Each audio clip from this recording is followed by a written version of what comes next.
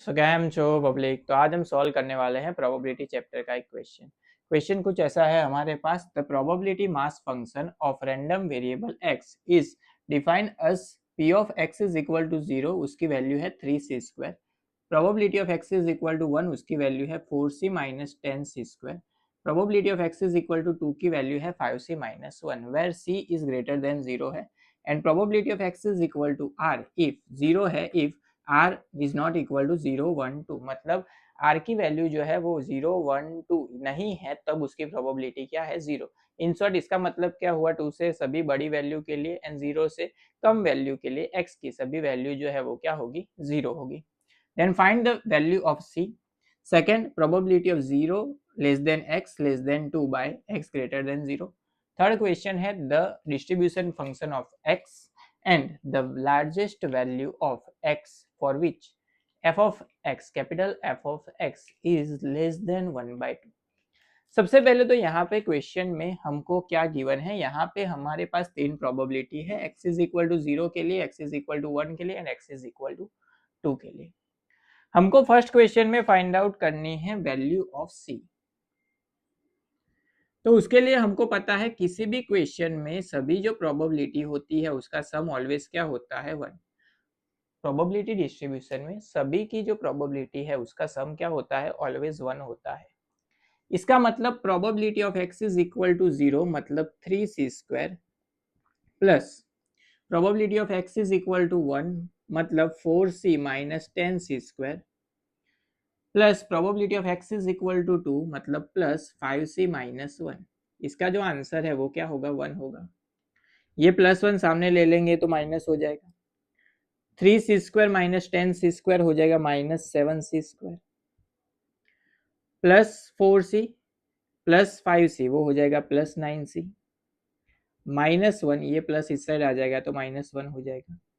तो इसको हम लिख सकते हैं minus 7c² plus 9c minus 2 is equal to 0। Minus को रिमूव कर देते हैं, प्लस में कन्वर्ट कर लेते हैं, तो 7c² minus 9c plus 2 is equal to 0। Quadratic मिल गया, मिडल टर्म स्प्लिट कर लेते हैं। सो 7 इंटू 2 क्या होगा 14, 14 के दो पार्ट जिसका एडिशन या फिर सब्ट्रैक्शन क्या होना चाहिए 9 होना चाहिए। सो 2 एंड 7 ही आएगा, 2 प्लस 7 करो तो क्या मिलेगा 9। यहाँ पे माइनस 9 चाहिए तो दोनों की साइन क्या लेंगे माइनस लेंगे, simple. So 7c² minus 7c minus 2c plus 2 is equal to 0। इन दोनों में से क्या कॉमन निकलेगा तो 7c कॉमन आएगा, तो अंदर क्या बचेगा c माइनस 1। इन दोनों में से यहाँ पे साइन माइनस है तो माइनस आएगी, 2 कॉमन आएगा तो अंदर बचेगा c माइनस 1। ये दोनों ब्रैकेट सेम हो गए तो इसका हो जाएगा रीग्रुपिंग, यानी कि यहाँ पे हम लिख सकते हैं 7c minus 2 into c minus 1 is equal to 0। दोनों को 0 से कंपेयर करें तो 7c minus 2 is equal to 0। Minus 2 सामने जाएगा तो प्लस होगा तो 7c is equal to 2। 7 multiply में सामने जाएगा तो डिवीजन में, तो c की वैल्यू मिलेगी 2/7। उसी तरीके से इसको कंपेयर करो तो c minus 1 is equal to 0, minus 1 सामने जाएगा तो प्लस 1 होगा, तो c इज इक्वल टू क्या मिला 1 मिला। लेकिन 1 पॉसिबल नहीं है क्योंकि टोटल प्रोबेबिलिटी क्या होती है 1 होती है। सो 1 तो नहीं ले सकते c की जगह पे, तो c की वैल्यू जो है वो कौन सी होगी 2/7। अब ये मिली हमको c की वैल्यू। यहाँ पे probability of x is equal to 0 वो क्या था 3c², तो यहाँ पे वैल्यू पुट कर लेते हैं साइड में। Probability of x is equal to 0 के लिए 3 वैसे का वैसा c², c की वैल्यू क्या थी 2/7, 2/7 का स्क्वायर, 2 का स्क्वायर क्या होगा 4 एंड 7 का स्क्वायर होगा 49। सो यहाँ पे मल्टीप्लाई करो, सो 3 इंटू 4 होगा 12/49, सिंपल। सेम उसी तरीके से probability of x is equal to 1, x is equal to 1 मतलब 4c माइनस 10c²। 4c मतलब 4 इंटू सी की जगह पे वैल्यू क्या थी 2/7 माइनस 10c², c² की वैल्यू क्या मिली 4/49, 10 इंटू 4/49। इसको सिंप्लीफाई करते हैं, तो इसको मल्टीप्लाई करो तो 4 2 जा होगा 8/7 माइनस 40/49। एलसीएम क्या होगा 49 होगा, तो इसको 7 से मल्टीप्लाई करना पड़ेगा। 8 इंटू 7 वो क्या होगा 56 माइनस 40, 56 में से 40 माइनस करो तो क्या बचेगा 16/49, ये हुआ आंसर। उसी तरीके से probability of x is equal to 2 find out करते हैं। क्या है वैल्यू 5c माइनस 1, 5 की जगह पे 5, c की वैल्यू क्या थी 2/7 माइनस 1, तो ये हो जाएगा 5 2 10/7 माइनस 1, 7 मल्टीप्लाई में जाएगा तो 10 माइनस 7 अपॉन 7, 10 माइनस 7 होगा 3/7। ये मिली probability of x is equal to 2 की वैल्यू।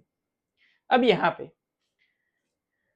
सारी वैल्यूज तो मिल गई, तो फर्स्ट क्वेश्चन हमारा कंप्लीट हो गया, सी की वैल्यू जो फाइंड आउट करनी थी एंड उसको पुट करना था डिस्ट्रीब्यूशन फंक्शन में। उसके बाद सेकंड क्वेश्चन क्या है हमारा, सेकंड क्वेश्चन ऐसा है, probability of 0 less than x less than 2 by x greater than 0 हमको फाइंड आउट करना है। अभी यहाँ पे ये कंडीशनल प्रोबेबिलिटी की फॉर्मूला है, तो कंडीशनल प्रोबेबिलिटी की आपको फॉर्मूला पता होनी चाहिए। Probability of a by b, उसकी फॉर्मूला क्या होती है, वो होती है probability of a intersection b, ऊपर आता है इंटरसेक्शन एंड डिवीजन में आएगा प्रोबेबिलिटी ऑफ b, जो डिवीजन में है वो डिवीजन में आएगा। मतलब इस फॉर्मूला को यहाँ पे अगर हम अप्लाई करना चाहे तो क्या होगा, probability of 0 less than x less than 2, यहाँ पे क्या आ जाएगा इंटरसेक्शन x ग्रेटर देन 0 लिख सकते हैं, डिवीजन में क्या आएगा probability of x greater than 0। अब यहाँ पे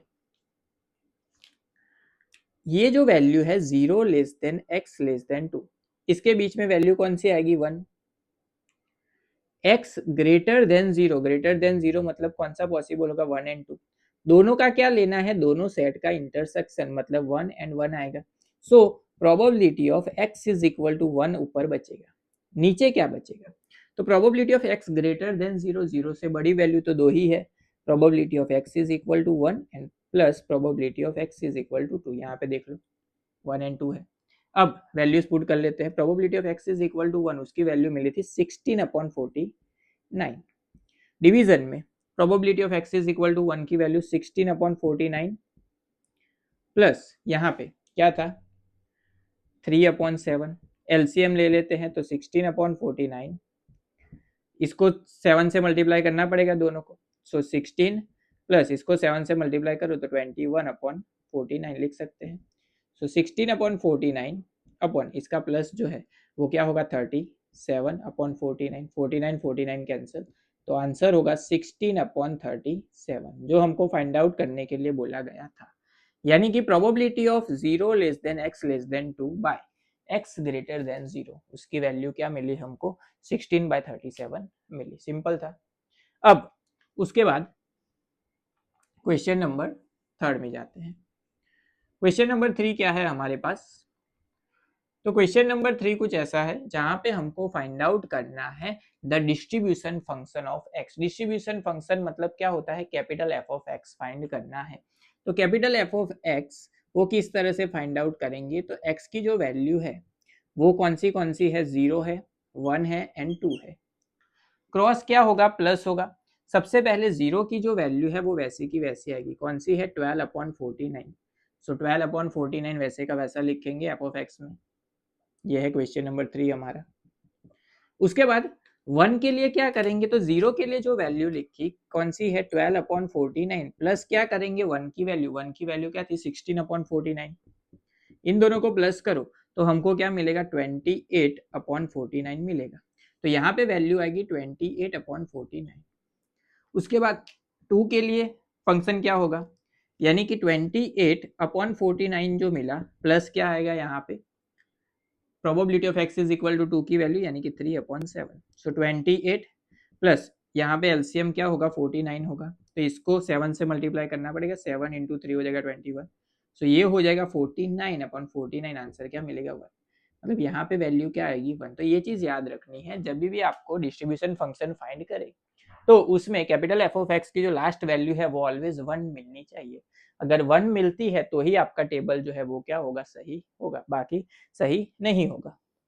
उसके बाद लास्ट क्वेश्चन, क्वेश्चन नंबर 4, वो तो सिंपल है, direct answer, the largest value of x for which F of x is less than 1/2, F of x की वैल्यू जो है 1/2 से क्या होनी चाहिए, कम होनी चाहिए, यानी कि इसका जो है वो अप्रोक्स क्या होगा 1/2 से कम किसकी वैल्यू है, 0 की वैल्यू है।